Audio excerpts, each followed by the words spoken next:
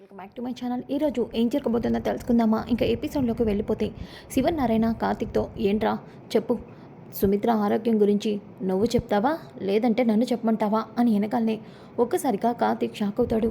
ఏంటి అంటే తాతకి నిజం తెలిసిపోయిందా? అందుకే తాత ఇలా అంటున్నాడా? ఇప్పుడు నేను ఏం చెప్పాలి అని కార్తిక్ టెన్షన్ పడుతూ ఉంటాడు.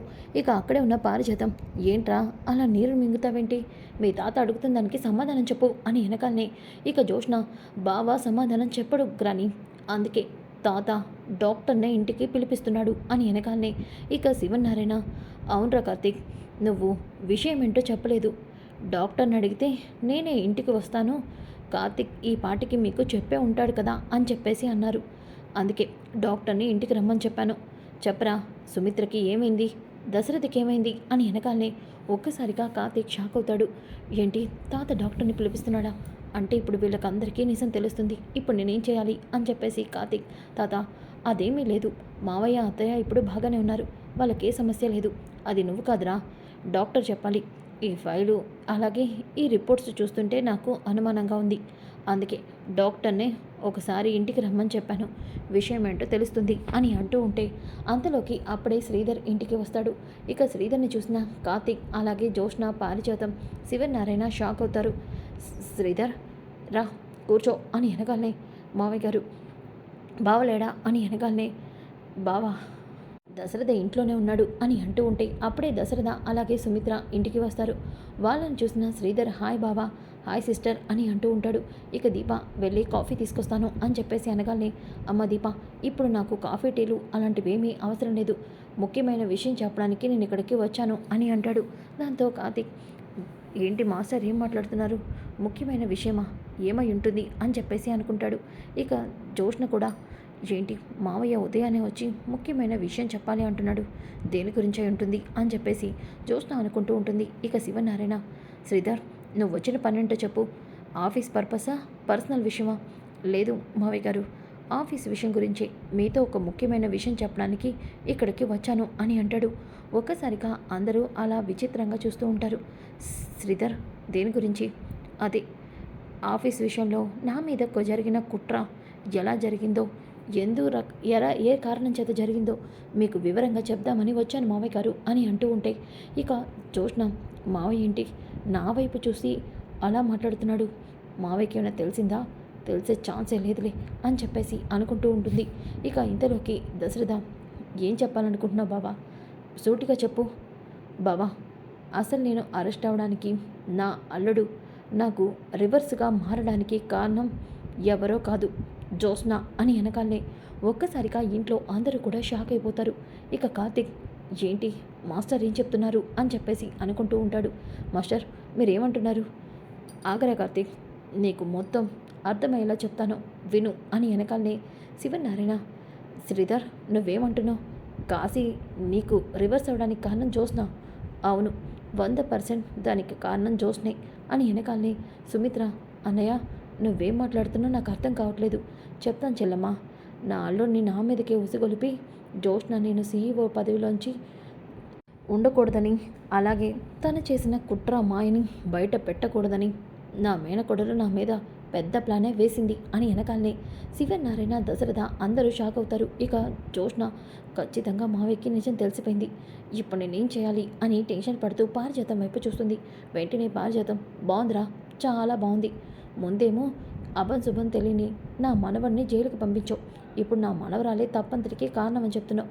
నీ కొడుకు నువ్వు ఎంతకైనా తెగిస్తారు, ఆస్తి మొత్తం మీ చేతిలో పెట్టాడుగా ఈయన, అందుకే మీ నోటుకొచ్చినట్టు మాట్లాడుతున్నారు అని వెనకాలనే ఇక శ్రీధర్, చూడండి అత్తయ్య గారు, సాక్ష్యం లేకుండా నేను నా నోటుకొచ్చింది మాట్లాడట్లేదు, జోష్న చేసిన తప్పులకి సాక్ష్యం నా దగ్గర ఉంది అని వెనకాలనే ఒక్కసారిగా కార్తీక్, అంటే మాస్టరు జోష్న చేసిన దానికి అకౌంట్స్ పోయాయన్నారు, దొరికాయా? ఈ టైంలో ఎందుకు చెప్తున్నాడు మాస్టారు? ఇప్పుడు అత్త జోష్న ఇలాంటి పనులు చేసిందంటే తట్టుకోగలదా అని చెప్పేసి అనుకుంటూ ఉంటాడు. ఇక శివనారాయణ, శ్రీధర్ నువ్వేమంటున్నావు? అవును మావయ్య గారు, మన రెస్టారెంట్లో ప్రాఫిట్ రాకుండా ఉండడానికి, నష్టాల్లో ఉండడానికి కారణమో సేల్స్ పెరగకపోవడమో, ఎంప్లాయీస్ మానేయడమో ఇవన్నీ కారణం కాదు, జోష్న రెస్టారెంట్ డబ్బులని తన సొంతానికి వాడుకుంది, కోట్లలో తప్పుడు లెక్కలు రాసి తన ఆ అమౌంట్ మొత్తాన్ని పక్క కంపెనీలో షేర్స్ని కొనింది. ఈ విషయం ఎవ్వరికీ తెలియకుండా. అంతేకాదు, సుమిత్ర చెల్లి పేరు మీద 2 కోట్లు పెట్టి ఊరి చివర ల్యాండ్ కొన్నానని చెప్పింది. అది కూడా అబద్ధం. జోష్న 25 కోట్లని తన అవసరాలకి తప్పుడు లెక్కలు రాయించింది. ఈ నిజం కాశీకి నాకు మాత్రమే తెలుసు. ఇది అవకాశంగా తీసుకొని కాశీని తన వైపు తిప్పుకొని కాశీకి ఉద్యోగం ఇప్పిస్తానని చెప్పి తర్వాత కాశీతో ఈ ఎవిడెన్స్ అన్నిటినీ కూడా తన దగ్గర పెట్టుకునేలా చేసింది.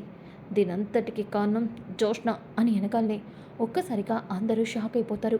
శివనారాయణకి అప్పుడే వైరా మాటల్ని గుర్తుకు వస్తాయి. వైరా జోష్న ఇదంతా నాతో చేయించింది అని చెప్తాడు కదా, ఆ మాటలు గుర్తుకు వస్తాయి. ఇక పారిజాతం, వీళ్ళంతా అబద్ధాలు చెప్తున్నారండి, నమ్మమాకండి. అయినా మన ఇంటి వారసురాలు, మన మనవరాలు ఇలాంటి పని ఎందుకు చేస్తుంది? జోష్న ఇంటి వారసురాలు, ఆస్తి తనదైనప్పుడు ఇంత డబ్బు తనెందుకు వాడుకుంటుంది? ఈ శ్రీధర్ కావాలని అబద్ధాలు చెప్తున్నాడు. అత్తయ్యగారు, అబద్ధాలు చెప్పాల్సిన అవసరం నాకేముంది? కావాలంటే ఈ అకౌంట్స్ అలాగే ఈ ఫైల్స్ని చూడండి, మీకే అర్థమవుతుంది అని వెనకాలనే శివనారాయణ ఆ ఫైల్స్ అన్నీ చూస్తాడు. ఒక్కసారిగా షాక్ అవుతాడు. ఇక దశరథ, జోష్న ఏంటిదంతా? డాడీ, మావయ్య అని అంటూ ఉంటే సుమిత్ర జోష్న చెంప పగలు కొడుతుంది. నోర్మి, నువ్వు చెప్పేవన్నీ అబద్ధాలే. ఆ రోజు వైరా అన్నాడు నువ్వే ఇదంతా చేయించావని. ఇప్పుడు అర్థమవుతుంది. కాశీకి వైరా కంపెనీలో ఉద్యోగం ఇప్పించి మీ సొంత మేనమావనే పోలీసులకి అరెస్ట్ చేయించేలా చేస్తావా?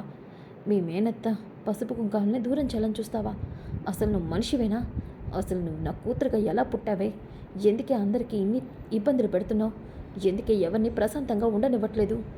అసలు నువ్వు నా కన్న కూతురువేనా అని అంటూ ఒక్కసారిగా సుమిత్ర నోట్లోంచి రకం కక్కుతూ అక్కడికక్కడే కుప్పకూలిపోతుంది. అది చూసిన కార్తీక్, అత్త, అమ్మ, అమ్మ, సుమిత్ర, సుమిత్ర, సుమిత్ర అని అందరూ కూడా సుమిత్ర దగ్గరికి వెళ్తారు. ఇక కార్తీక్ అలాగే దశరథ సుమిత్రని పడుకోబెడతారు బెడ్ మీద. ఇంతలోకి అప్పుడే డాక్టర్ కూడా వస్తుంది. ఇక డాక్టర్ లోపలికి వెళ్తూ, పేషెంట్ కండిషన్ చాలా సీరియస్గా ఉంది, వెంటనే హాస్పిటల్లో జాయిన్ చేయించాలని చెప్పాను కదా, మీరు ఇంట్లో పెట్టుకుంటే ఇలాంటి ప్రాబ్లమ్సే వస్తాయి, మీకు అర్థం కావట్లేదా అని చెప్పేసి అక్కడి నుంచి డాక్టర్ లోపలికి వెళ్తుంది. ఒక్కసారిగా అది విని అందరూ కూడా షాక్ అవుతారు. ఇక శివనారాయణ, ఒరే కార్తీక్, ఏంట్రా నా కోడలి విషయంలో నువ్వేం నిజాన్ని దాచిపెట్టావు? చెప్పరా? సుమిత్రని హాస్పిటల్లో జాయిన్ చేయించుకున్నారా? మరి ఈ విషయం ఎందుకు మాతో చెప్పలేదు? ఎందుకురా నువ్వు మాకు చెప్పకుండా నిజాన్ని దాచిపెట్టావు? చెప్పరా అని వెనకాలనే ఇక జోష్న, బావా, అంటే మా అమ్మని చంపే వరకు నిజం చెప్పకూడదు అనుకున్నావా? జోష్న, మాటలు తిన్నగా రానివ్వు. ఏంట్రా మాటలు తిన్నగా వచ్చేది? నా మనోరాలు అనే దాంట్లో తప్పే ఉందిరా. సుమిత్ర పరిస్థితి బాగాలేదని డాక్టర్ నీకు చెప్తే ఆ విషయాన్ని మా ఇంట్లో ఎవరికి చెప్పకుండా దాచిపెట్టి ఇప్పుడు సుమిత్ర పరిస్థితి ఇక్కడి వరకు తీసుకొస్తావా? అసలు నీకు బుద్ధుందా అని అంటూ ఉంటే ఒక్కసారిగా దశరథ, ఒరే కార్తీక్, నిజం చెప్పరా, నా సుమిత్రకి ఏమైంది? నా భార్య ఆరోగ్యం ఎలా ఉంది? చెప్పరా, నా భార్యకి ఏమైందో చెప్తావా లేదా అని చెప్పి కార్తీక్ కాలర్ పట్టుకొని నిలదీస్తూ ఉంటాడు. ఇక శ్రీధర్, బావా, దయచేసి నా కొడుకు కాలర్ వదులు. నా కొడుకు ఈ ఇంటి క్షేమం కోసమే చూస్తాడు తప్ప ఈ ఇంటికి అన్యాయం జరగనివ్వడు, వదులు బావా అని అంటూ ఉంటే అప్పుడే అక్కడికి డాక్టర్ వస్తుంది. ఏం జరుగుతుంది ఇక్కడ అని వెనకాలే డాక్టర్, నా భార్య ఇప్పుడు ఎలా ఉంది? నా భార్యకి ఏం కాలేదు కదా? నా భార్యకి ఏం వ్యాధి వచ్చింది చెప్పండి డాక్టర్ అని వెనకాలనే, ఎందుకు మీరు కార్తీక్ని కాలర్ పట్టుకొని నిలదీస్తున్నారు? చెప్పండి. ఎందుకంటే వీడు సుమిత్రకి ఏమొచ్చింది, ఆరోగ్య సమస్య వచ్చిందో మా దగ్గర దాచిపెట్టి నాటకాలు ఆడాడు, అందుకే అని చెప్పేసి పారిజాతం అంటుంది. చూడండి, అతను పేషెంట్ కండిషన్ గురించి ఆలోచించి మీ దగ్గర నిజాన్ని దాచిపెట్టాడు, అంత మాత్రాన మీ అందరి గురించి ఆలోచించి అతన్ని తప్పు పడుతున్నారా అని వెనకాలనే డాక్టర్, అవును, పేషెంట్ కండిషన్ ఏంటో మీరు టెన్షన్ పట్టడం చూసి నేను మీ మేనళ్ళకి చెప్పాను. ఆ విషయం తెలిసాక ఆయన ఎంత బాధపడ్డాడో నా కంటితో నేను చూశాను. మెల్లగా మీ కుటుంబ సభ్యులకి 2 డేస్లో చెప్పి వాళ్ళని ప్రిపేర్ చేయమని చెప్పాను. కానీ మీరు అతన్నే తప్పు పడుతున్నారా అని వెనకాలే డాక్టర్, మీరు ఏమంటున్నారు? అసలు సుమిత్రకి ఏమైంది? సుమిత్ర ఎందుకు హాస్పిటల్కి రావాలి? చెప్పండి డాక్టర్ అని వెనకాలనే లోపలున్న పేషెంట్ సుమిత్ర గారికి బ్లడ్ క్యాన్సర్, తనకి దానికి సంబంధించిన ట్రీట్మెంట్ వెంటనే చేయాలి అని వెనకాలనే ఒక్కసారిగా అందరూ షాక్ అయిపోతారు. ఏంటి, మమ్మీకి బ్లడ్ క్యాన్సరా? అంటే మమ్మీ చనిపోతుందా అని జ్యోత్స్న అనుకుంటుంది. అంటే సుమిత్ర బ్రతకదా అని పారిజాతం కూడా అనుకుంటూ, ఏంటి డాక్టర్, అంటే మా సుమిత్ర బ్రతకదా, మా సుమిత్ర చచ్చిపోతుందా అని వెనకాలనే ఒక్కసారిగా దీప, పారిజాతం గారు మాటలు తిన్నగా రానివ్వండి, జలంటప్పుడు ఏం మాట్లాడాలో మీకు తెలీదా, అమ్మకేమీ కాదు, అమ్మకేమీ కాదు అని అంటూ ఉంటుంది.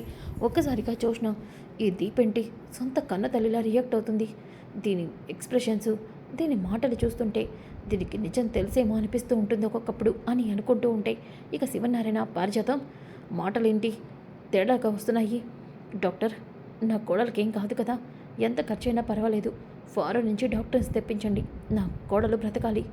అవును డాక్టర్, సుమిత్రకేం కాకూడదు అని దశరథ అంటూ ఉంటాడు. చూడండి, పేషెంట్ బ్రతకడానికి ఛాన్స్ ఉంది, పేషెంట్ అనారోగ్యానికి ట్రీట్మెంట్ చేయడానికి ఒక పద్ధతి ఉంది, ఇలా చేస్తే ఖచ్చితంగా పేషెంట్ బ్రతుకుతుంది. ఏంటి డాక్టర్, ఏంటి ఆ ట్రీట్మెంట్, ఏం చేస్తే నా భార్య బ్రతుకుతుంది చెప్పండి డాక్టర్ అని దశరథ అంటాడు. చూడండి, పేషెంట్కి బోన్ మ్యారో ట్రాన్స్ప్లాంట్ చేయాలి, అలా చేస్తే పేషెంట్ వ్యాధి క్యూర్ అవుతుంది, తను బ్రతుకుతుంది, అది కూడా తన కన్న కూతురు జోష్న వల్లే జరుగుతుంది అని వెనకాలనే జోష్న, పారిజాతం, దీప, కార్తీక్ షాక్ అయిపోతారు. ఇక దశరథ అలాగే శివనారాయణ చాలా సంతోషపడతారు. ఏంటి డాక్టర్ మీరు అంటుంది, అవును దశరథ గారు, పేషెంట్కి కన్న కూతురైన జోష్న బోన్ మ్యారో ట్రాన్స్ఫర్ చేయడం వల్ల తను బ్రతుకుతుంది, అది కేవలం తన కన్న కూతురు చేతిలో మాత్రమే ఉంది, తనే ఇప్పుడు ఔషధం, ఇప్పుడు సుమిత్ర గారు బ్రతకాలి అంటే తన కన్న కూతురు వల్లే అది జరుగుతుంది, తన వల్ల మాత్రమే ఇది అవుతుంది, ఖచ్చితంగా సుమిత్ర గారు బ్రతుకుతారు, తన వ్యాధి క్యూర్ అవుతుంది అని వెనకాలనే జోష్న, ఇది నేను అస్సలు ఊహించలేదే, ఇప్పుడు నేను అడ్డంగా దొరికిపోయానే, ఇప్పుడు నేను కన్న కూతురిని కాదు, ఇంటి వారసురాలను కాదని అందరికీ నిజం తెలిసిపోతుంది, ఇప్పుడు నేనేం చేయాలి అని జోష్న చాలా టెన్షన్ పడుతూ ఉంటుంది.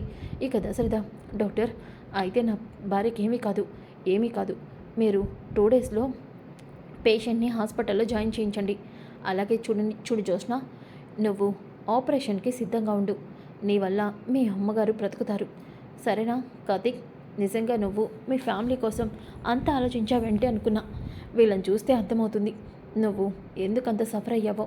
ఓకే, పేషెంట్కి కాసేపట్లో స్పృహ వస్తుంది, నేను వెళ్తున్నాను కార్తీక్, వెంటనే హాస్పిటల్లో జాయిన్ చేయించండి, జోస్న నువ్వు కూడా రెడీగా ఉండు అని చెప్పి డాక్టర్ అక్కడి నుంచి వెళ్ళిపోతుంది. ఇక శ్రీధర్, నేను పరిస్థితి ఏంటో తెలుసుకోకుండా అనవసరంగా వచ్చినట్టున్నాను అని చెప్పేసి, మావయ్య గారు నన్ను క్షమించండి, సుమిత్ర చెల్లికి ఇలా అవటానికి కారణం నేనే, లేదు శ్రీధర్, దీని అందరికీ కారణం ఇంకొకరున్నారు, కానీ ఇప్పుడు జోష్న వల్లే సుమిత్ర ప్రాణాలతో ఉంటుంది, సుమిత్ర ఈరోజు మన కన్న కూతురే నీ ప్రాణాన్ని బ్రతికిస్తుంది, అమ్మ జోష్న నీ వల్లే మీ అమ్మ బ్రతుకుతుంది, డాడీ తప్పకుండా నాకేంకైనా పర్వాలేదు, మమ్మీ బ్రతకాలి, మమ్మీ కోసం నేనేమైనా చేస్తాను అని అంటుంది. ఇక పారిజాతం, ఏం చేస్తావు నీ బొంద, నువ్వు కన్న కూతురు కాదని అందరికీ తెలుస్తుంది, సుమిత్ర బ్రతకడం కష్టమే, ఎందుకంటే సుమిత్ర కన్న కూతురు ఇక్కడ లేదు కాబట్టి సుమిత్ర బ్రతికే ఛాన్సే లేదు అని చెప్పేసి పారిజాతం అనుకుంటూ ఉంటుంది. ఇంకా ఒక పక్కన కార్తీక్ అలాగే దీప కిచెన్లోకి వెళ్తారు. ఇక కార్తీక్, దీప ఏంటి ఆలోచిస్తున్నావు, బావా జోష్న కూతురు కాదు, అమ్మకి కన్న కూతుర్ని నేను, ఇప్పుడు నా బోన్ మొరే వల్లనే అమ్మ బ్రతుకుతుంది, మరి ఇది ఎలా సాధ్యమవుతుంది, దీప ఇప్పుడు నువ్వు ప్రెగ్నెంట్, నువ్వు ఈ టైంలో బోన్ మేరో ట్రాన్స్ప్లాంట్ చేస్తే కడుపులో ఉన్న బిడ్డకే ప్రమాదం, బావా నాకు నా తల్లి కన్నా ఏది ఎక్కువ కాదు, నా కడుపులో బిడ్డకి ఏమైనా పర్వాలేదు, నా తల్లి బ్రతకాలి అని చెప్పేసి అనగానే అప్పుడే దశరథ అక్కడికి వస్తాడు. ఒక్కసారిగా దశరథను చూసి దీప, కార్తీక్ షాక్ అవుతారు. వాళ్ళ మాటల్ని దశరథ వినేశాడేమోనని భయపడుతూ ఉంటారు.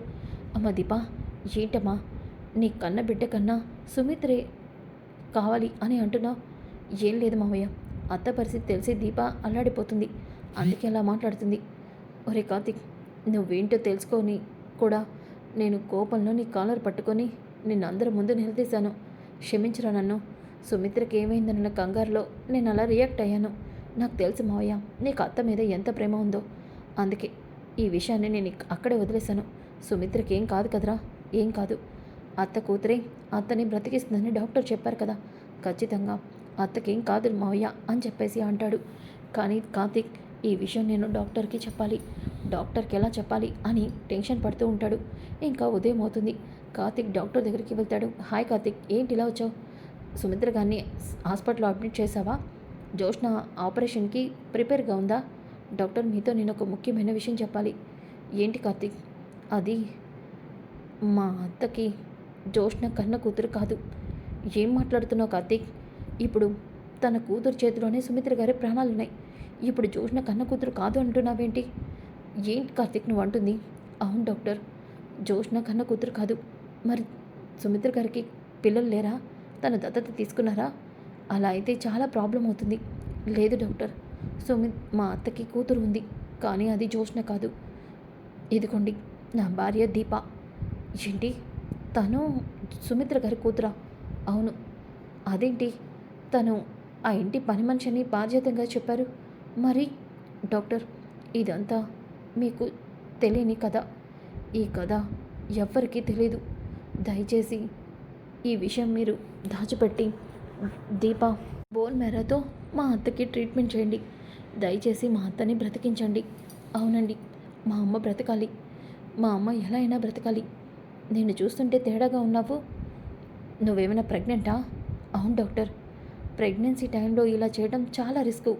నీ కడుపులో ఉన్న బిడ్డకి కూడా ప్రమాదం చేయొచ్చు. పర్వాలేదు డాక్టర్, నా బిడ్డకి ఏమైనా పర్వాలేదు. మా అమ్మ బ్రతకాలి. నా కన్న తల్లి బ్రతికి ఉండాలి. ప్లీజ్ డాక్టర్, నిజంగా నువ్వు గ్రేట్ అమ్మా. ఎవరైనా తన బిడ్డ కోసం ఏదైనా త్యాగం చేస్తారు, కానీ నువ్వు నీ తల్లి కోసం నీ బిడ్డని త్యాగం చేస్తున్నావు. సరే, మీరు ఏ విషయంలో ఈ నిజాన్ని దాచిపెట్టారో నాకు తెలీదు, కానీ నేను మాత్రం మీకు సపోర్ట్ చేస్తాను. మీరు చెప్పినట్టుగానే ట్రీట్మెంట్ చేస్తాను అని అంటుంది. దొంగచాటుగా ఇవంతా కూడా దశరథ వినేస్తాడు. ఏంటి, జోష్న నా కన్న కూతురు కాదా? దీప నా కూతురా? నమ్మలేకపోతున్నానే. ఈ విషయం కార్తీక్ నా దగ్గర ఎందుకు దాచాడు? అసలు ఏం జరుగుతుంది? దీప నా కూతురు అవ్వడం ఏంటి అని దశరథ మనసులో అనుకుంటూ ఇక అక్కడి నుంచి ఇంటికైతే వచ్చేస్తాడు. ఇంతలోకి ఒక పక్కన దాస్ అయితే వైజాగ్ నుంచి నేరుగా స్వప్న దగ్గరికి వస్తాడు. అమ్మ స్వప్న, కాశీ చేసిన పని విషయం తెలిసింది. కాశీ ఇలాంటి పని ఎందుకు చేశాడమ్మా? మావయ్య గారు, కాశీకి మనస్సాక్షి అనేది లేదు. కాశీ మీలా కాదు, న్యాయం తప్పు ఏమీ కూడా కాశీకి తెలియడం లేదు. కాశీ చాలా తప్పుగా ప్రవర్తిస్తున్నాడు అని వెనకాలనే దాసుకి చాలా కోపం వస్తుంది. ఇక దాసు డైరెక్ట్గా కాశీ దగ్గరికి వెళ్తాడు. ఇక కాశీ, నాన్న నువ్వెప్పుడొచ్చావు అని అంటూ ఉంటే, నేను ఎప్పుడొస్తే నీకేంట్రా? నువ్వు మాత్రం ఇలా స్వార్థంగా కళ్ళు మూసుకుపోయి తప్పుడు పనులు చేస్తున్నావని తెలిసి నమ్మలేకపోయాను కాశీ. నువ్వు కూడా మీ అక్కలాగే తయారయ్యావు అన్నమాట. డబ్బు కోసం ఏదైనా చేస్తావన్నమాట. ఏంటి నాన్న మీరంటుంది? నేను అక్కలా తయారవడం ఏంటి? అదే జోష్నలాగా. నాన్న, జోష్నక్క వల్లే ఈరోజు నేను ఇలా ఉన్నాను. అవునరా, జోష్న వల్లే నువ్వు ఇలా ఉన్నావు. జోష్న చెప్పిన పని చేయటం వల్లే ఈరోజు నువ్వు ఇంత శిక్షణ అనుభవిస్తున్నావు. నాన్న, నాకంతా తెలుసురా. జోష్నే కదా నేను ఇదంతా చేయించింది. అవును నాన్న, కానీ జోష్నక్క వల్లే నాకు ఉద్యోగం వచ్చింది. నిజం తెలియకపోతే నేను ఈరోజు చాలా హ్యాపీగా ఉండేవాడిని నాన్న. నోర్బీరా, ఇదంతా చేయడానికి ఆ పాపిష్టిదే కారణం. దాన్ని వదలను అని చెప్పేసి దాసు ఇక ఆవేశంగా ఇంటికైతే వస్తాడు. వచ్చేసరికి శివనారాయణలందరూ కూడా హాస్పిటల్లో ఉన్నారని వాచ్మెన్ చెప్తాడు. అదేంటి, ఏమైంది? అందరూ హాస్పిటల్లో ఉండడం ఏంటి? సుమిత్ర గారికి ఆపరేషన్ అంటండి అని చెప్తాడు వాచ్మెన్. ఏంటి, సుమిత్ర వదినికి ఆపరేషనా అని దాస్ అయితే ఇక హాస్పిటల్కి అయితే వస్తాడు. వచ్చినాక ఇక అక్కడే ఉన్న పారిజాతం, దాసు ఎప్పుడొచ్చావురా నువ్వు? అమ్మ నేను ఇప్పుడే వచ్చాను, కానీ సుమిత్ర వదినికి ఆపరేషన్ అని వాచ్మెన్ చెప్పాడు. ఏమైందమ్మా? సుమిత్రకి బ్రెయిన్ క్యాన్సర్ వచ్చిందిరా. బోన్ మ్యారో ఇవ్వాలి. జోష్నే బోన్ మ్యారేస్తుంది. అదేంటమ్మా, జోష్న వదిన కన్న కూతురు కాదు కదా. అలాంటప్పుడు జోష్న బోన్ మ్యారో వదినకి ఎలా అవుతుంది? సెట్ అవ్వదు కదా. ఇప్పుడే నేను విషయాన్ని అందరికీ చెప్తాను. అలా చేయొద్దు దాసు. ఏంటమ్మా చేయకుండా ఉండేది? ఇప్పుడు వదిన ప్రాణాలకే ప్రమాదం. జోష్న వదినకి బోన్ మ్యారో ఇవ్వకూడదు అని చెప్పేసి శివనారాయణ అలాగే దశరథ దగ్గరికి వస్తాడు దాసు. ఇక పారిజాతం, ఒరే ఆగరా అని అంటూ ఉంటే జోష్న ఒక పక్కన ఇప్పుడు బోన్ మ్యారో ట్రాన్స్పరెంట్ చేస్తే నేనెక్కడ దొరికిపోతానని టెన్షన్ పడుతుంటే ఈ దాసు ఇప్పుడే రావాలా అని అనుకుంటూ ఉంటే, దాసు ఏమైంది? అన్నయ్య, సుమిత్ర వదిన కన్న కూతురు జోష్న కాదు. జోష్న బోన్ మ్యారో ఇస్తే సుమిత్ర వదిన బ్రతకదు. దయచేసి ఈ పని చేయొద్దన్నయ్య అని అంటూ ఉంటే శివనారాయణ, దాసు ఏం మాట్లాడుతున్నావు? అవును సార్, నేను చెప్పేది నిజం. జోష్న మీ ఇంటి వారసురాలు కాదు. సుమిత్ర వదిన దశరథ అన్నయ్య కూతురు కాదు. మా అమ్మ చిన్నప్పుడే మీ బిడ్డని మార్చేసింది. చిన్నతనంలోనే పుట్టగానే బిడ్డని మార్చి కళ్యాణికి నాకు పుట్టిన కూతుర్ని దశరథనే సుమిత్ర వదిన కూతురుగా మిమ్మల్ని అందరినీ నమ్మించి మీ ఇంటి వారసురాల్ని చంపేమని కబేలాకి ఇచ్చింది. కానీ కబేలా ఆ బిడ్డని చంపకుండా బస్టాండ్లో వదిలి వెళ్ళాడు. ఆ బిడ్డని కుబేర వెళ్ళి పెంచుకున్నాడు. ఆ బిడ్డ ఎవరో కాదు దీప. దీపే మీ ఇంటి వారసురాలు, మీ కన్న కూతురు. దయచేసి దీప బోన్ మ్యారో తీసుకొని సుమిత్ర వదినకి ఆపరేషన్ చేయించండి. నా మాట వినండి అన్నయ్య అని అంటూ ఉంటే అప్పుడే డాక్టర్ బయటకు వచ్చి, దశరథ్ గారు, operation successful, bone marrow transplant జరిగింది, ఇప్పుడు పేషెంట్కి ఎటువంటి ప్రాబ్లం లేదు అని వెనకాలనే ఒక్కసారిగా దశరథం, డాక్టర్ మీరేమంటున్నారు, డాక్టర్ గారు మీరేమంటున్నారు, నా మనవరాలు ఇక్కడే ఉంది, మీరు ఆపరేషన్ ఎలా చేశారు అని అంటూ ఉంటే ఇక కార్తీక్ బయటకి వస్తాడు. కార్తీక్, అంటే దీపే వదినకి బోన్ మ్యారో ఇచ్చిందా అని దాస్ అంటాడు. అవును మావయ్య అని వెనకాలనే, విన్నారా, దీపే అసలు కూతురు, అవును లోపలున్న పేషెంటే తన కన్న కూతురు, అందుకే తన బోన్ మ్యారో పేషెంట్కి సూట్ అయింది అని వెనకాలనే ఒక్కసారిగా అందరూ షాక్ అవుతారు. సో ఫ్రెండ్స్, కమింగ్ ఎపిసోడ్స్ చాలా చాలా ఇంట్రెస్టింగ్గా ఉంటాయి. Don't miss. ఈ వీడియో నచ్చితే లైక్ చేయండి, షేర్ చేయండి. Thanks for watching. Welcome back to my channel. ఈరోజు ఏం జరగబోతుందో తెలుసుకుందామా? ఇంకా ఎపిసోడ్లోకి వెళ్ళిపోతే శివనారాయణ